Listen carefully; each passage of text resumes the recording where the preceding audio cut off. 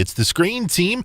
We are giving you a movie review right now of the third and final installment of The Maze Runner. This one's called Maze Runner: The Death Cure. And here to help me review this one, like she did the last two, is Stacey Anderson. Stacey, you and I we're both fans of the Maze Runner series, right? Surprisingly so. I know, man. I was surprised. The first one was really, really good. I was just surprised on how much I liked it. The second one, we kind of watched like a year later, and we're kind of like, I don't know if this is the same for you, but it was for me. I was like, okay, what's going on? I remember these guys. What are they doing? Okay. And then this third one, which was supposed to come out a year after the second one, got delayed because the star of the movie got hurt. So it got delayed like another year.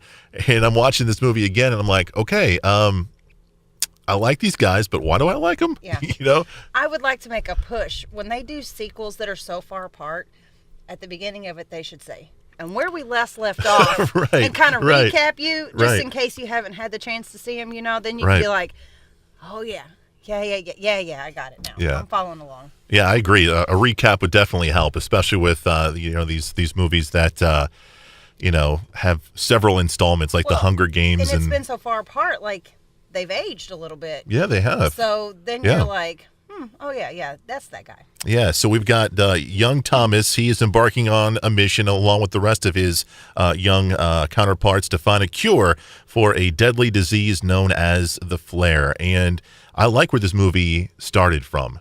We see Thomas and we see Barry Pepper's character. I'm not sure what's his name?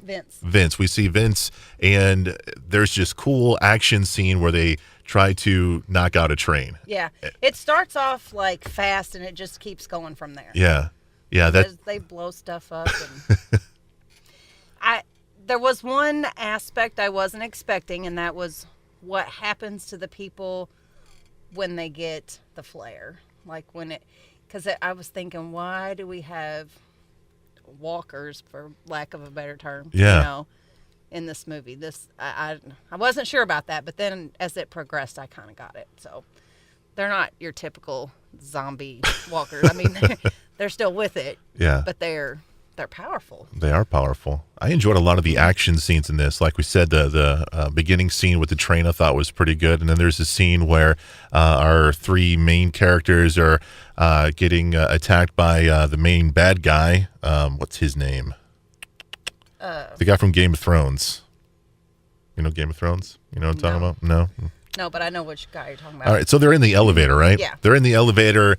It ain't looking good for them. What are they going to do? They just blow out the elevator, and they just jump outside like 50 stories up into a pool. Yeah. I mean, that's like some Die Hard stuff right there. And the bad guy was just standing there looking at him, and he was just like, I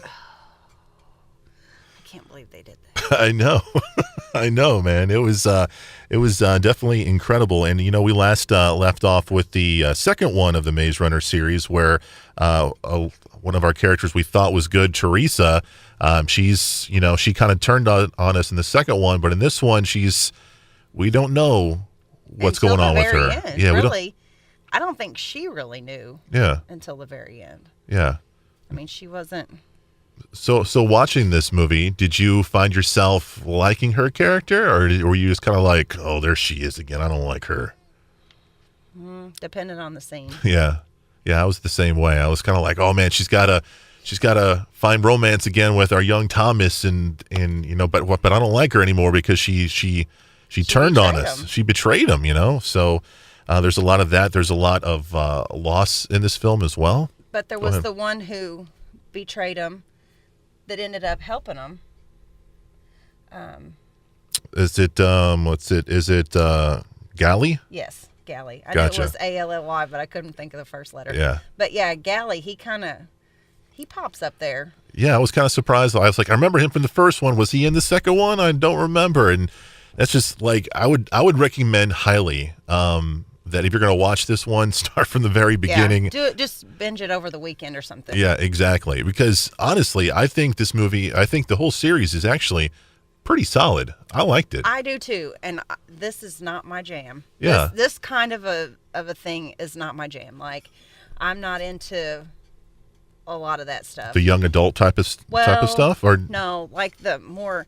This is sort of a sci-fi kind of a thing, I think. And you're not more into you don't like the sci-fi kind of stuff. So if I put on Star Wars, you would leave. Is that what you're telling me? Well, no, that's because that's classic. Okay. But this is, I can't really describe it. But there's Sure. several kinds of movies sort of like this that I don't, maybe I should go back and watch them since this one surprised me. So let me ask you, what was it about this series that turned the corner for you with this? Well, I think Sabrina drug me to the first one. So it's Sabrina's fault, right? Sabrina's fault, yeah. I like the story mostly, like the concept behind it, and Sure. and kind of just, I don't know, like it was far fetched, but it wasn't beyond the realm. You know what I mean? Like, because you could take like maybe the scenery or whatever, and then you could sort of roll it into a different. The story could go into a realistic I understand. kind of thing. I understand. I gotcha. I mean, they're all out there this time trying to save their friend. Yeah. Who is in the city, who is going through some stuff. And, there's this terrible epidemic that has swept the entire, world, and these guys are trying to find a cure for it. And the serum, and it's, like you said, that's something that really could happen, I don't know if we'll ever have big walls and mazes and, well, we might have big walls Depends and mazes. on who you talk to. So, Stacey, do you have any interest to watch the series again? Would you later down the line? I'm going to sit down and watch all 3 of them. Yeah. In a weekend, just maybe in one day, just one right after the other. Yeah. Would you want to own them? I would. Yeah. Mm-hmm. Yeah. I'm kind of the same way. Maybe down the line when they're all like, you can buy 3 of them for $2 or something. I might do it. But I will say, if you're like me, this is a movie these are movies that you have to watch with no distractions. True. Like I said, we tried to watch it and a phone call would come in, or somebody would come over or something like that, and it was just like. And then you got to stop. And, okay, what happened? Yeah. Where's the serum? Who betrayed him now? So because it moves at a pretty good clip. It does. I agree, and I really enjoy that they didn't break these movies off into 2 or 3 extra installments, just to make more money. I'm glad that they said, okay, here's our story. Let's just tell it right away and not make 7 or 8, films for this. So, how did you feel about the ending without saying too much? Like, I thought it was okay. I thought the ending was okay. I found myself like, oh, that was nice. I didn't find myself saying, man, that was amazing. I need to watch. I didn't find myself being overly excited. I didn't find myself being overly down or like, oh, that was terrible. I found it like, okay, that was all right. I kept thinking about halfway through the movie, how are they going to end this? Yeah.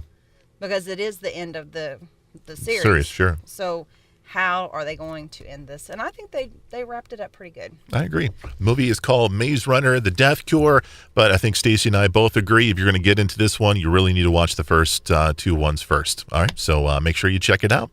She's Stacey. I'm Chris. We're part of the Screen Team, and we want you to know before you go.